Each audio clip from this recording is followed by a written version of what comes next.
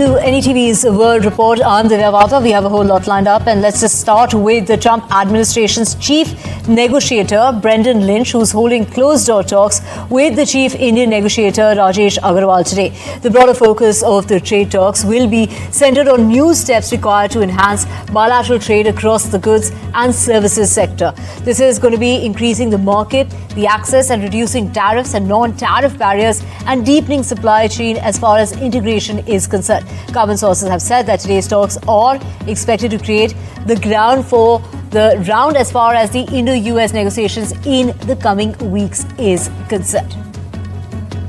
So this is these talks were meant to take place in the end of August, but they were put on hold. Why? Because the tariffs came into effect. Do remember that deadline had, been met, and it was Donald Trump who imposed 50% tariffs, at 25% additional tariffs as far as goods that were being exported here out of India to the United States. But now, of course, after calling Prime Minister Modi his good friend, we are back on that negotiating table, and Ghazali joining us in order to get us the latest. Ghazali, of course, this is the sixth round of talks taking place between, New Delhi and Washington.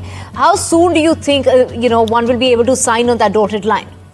See, it is a long drawn process because this is happening after a lot of ups and downs in the relations between India and US, particularly the way Mr. Trump has dealt with the entire trade deal by first announcing sanctions on India, then punitive measures, an additional 25% leading to 50% tariffs on India. And if you know, the new US ambassador to India during his Senate hearing went on to say that US administration or the Trump administration is still willing to put pressure on India to not purchase oil or energy sources from Russia.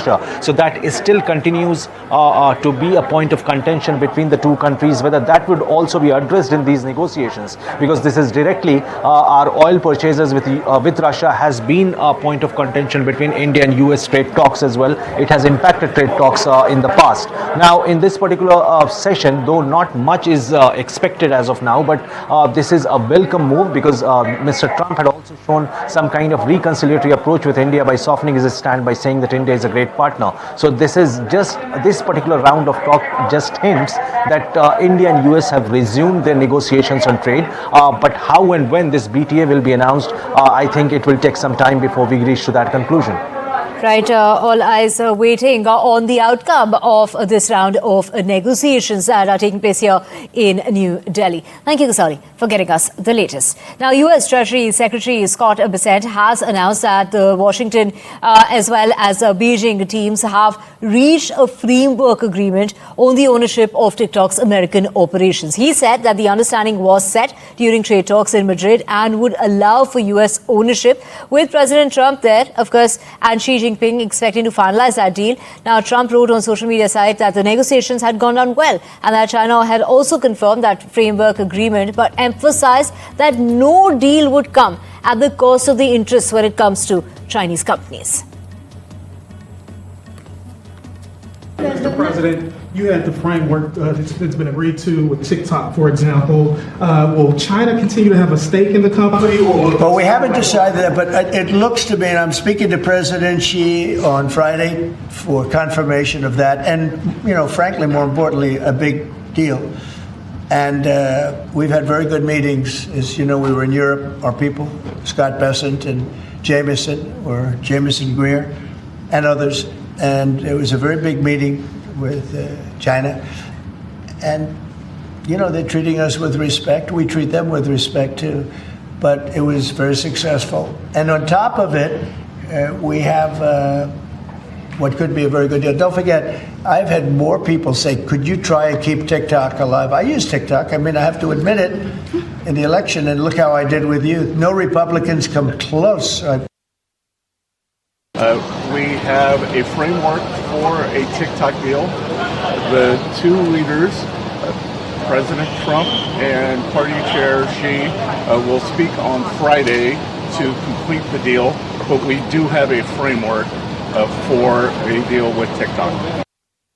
And staying with news of Donald Trump, the US president, who's gone on to say that American forces carried out a second kinetic strike. This is a strike in Venezuela on his orders, killing 3 terrorists who were transporting drugs in international waters. President Donald Trump has said that the US military destroyed a Venezuelan vessel in international waters, claiming that it was linked to drug trafficking. He added that the 3 men were killed in that strike on what he described as violent cartels, though he's gone on to put out a video. This was a 28-second video that he put out in order to show what's really happened here, without even providing any kind of evidence that the port was carrying drugs or narcotics. We have proof. All you have to do is look at the cargo that was like it's spattered all over the ocean. Big bags of cocaine and fentanyl all over the place. And it was, plus we have recorded evidence that they were leaving. We've recorded them. It's very careful because we know you people would be after us. We're very careful. And US President Donald Trump has said that he's suing American daily, the New York Times, over its coverage of him over the decades. Now, the American leader has said that he's bringing a $15 million defamation lawsuit against the publication that he labeled as a virtual mouthpiece for the radical left Democrats, and that is something that he said he won't stand, and of waging this decades-old campaign of lies against him. The Republican claim that the newspaper's supposed endorsement of Kamala Harris, his Democrat rival in the presidential race, is the point at which Donald Trump decided to make this move, which he said was placed prominently on the Daily's front page, amounted to the single largest illegal campaign contribution ever. That is the claim that is being made by Donald Trump before he went ahead and sued the New York Times. A large plume of smoke was seen in the Gaza Strip from the southern part of Israel. An explosive and the sound of gunfire could also be heard. Israel's defense minister has said that Gaza is burning after heavy strikes targeted Gaza City. This remark comes as Israel has been planning a new offensive. The Israeli military has not responded to questions for hours over whether the offensive had begun. Both Israel's Prime Minister Benjamin Netanyahu and US Secretary of State Marco Rubio said this happened on Monday, that the only way to end the conflict in Gaza is through the elimination of Hamas and the release of the remaining 48 hostages, around 20 of whom are believed to be alive.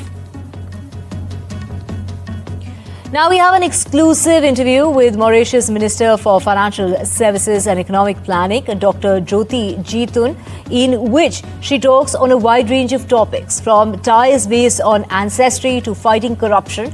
On the other hand, it's Mauritius Prime Minister who arrived in New Delhi yesterday after completing his visit to Tirupati. Let's listen in to this exclusive interview with my colleague Aditya Rajkol. I want to begin by asking you about this particular visit, a historic visit that happened and began from Varanasi, and then from the Kashi Vishwanath you moved to Ayodhya.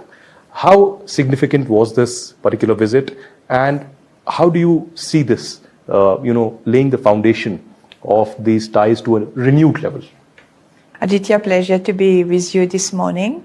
I must say that, our very special relationship with India is based on a bedrock of our ancestry. As you might be aware, some 70% of our population originally come from, parts of India, different parts of India. So the visit to, the trip to Varanasi, the state visit that started there for our Prime Minister and his delegation, epitomized that, It was the welcome from the people and the government of Varanasi was absolutely, terrific and way beyond overwhelm all of us. And Varanasi, so not only just the people, the government, but also the place in itself. The Ganga Aarti that we did on the cruise was, and all of us experienced that. We had goosebumps and we felt that very, very deep power of Ganga and the Aarti on that evening. And then, yes, next morning we went to Kashi Vishwanath and then from there to Ayodhya. And all of that, so that ancestry based on cultural values, shared language, shared history, all of that was epitomized in these 2 days with Prime Minister Narendra Modi ji coming there and his delegation, and our Prime Minister being there with his delegation. Well, with that, we're slipping into a short break. Back with a whole lot more on the other side. Don't go anywhere.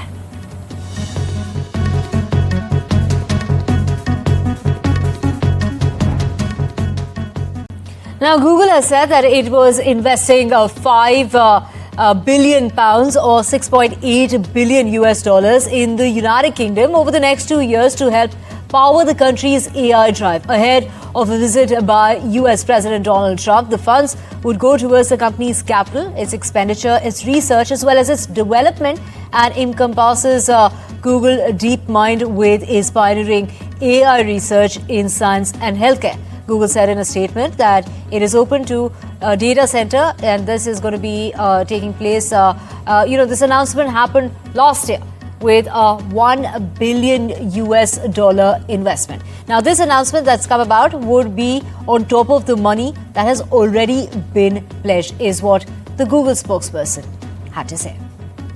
A tribute to your mother, because the character that is developed in the film is named after your mom. Is Manjari. Manjari. Tell me more about it. Nothing. Whenever I have a stronger female character, she's always been called Manjari. Nayak Rani Mukherjee was called Manjari.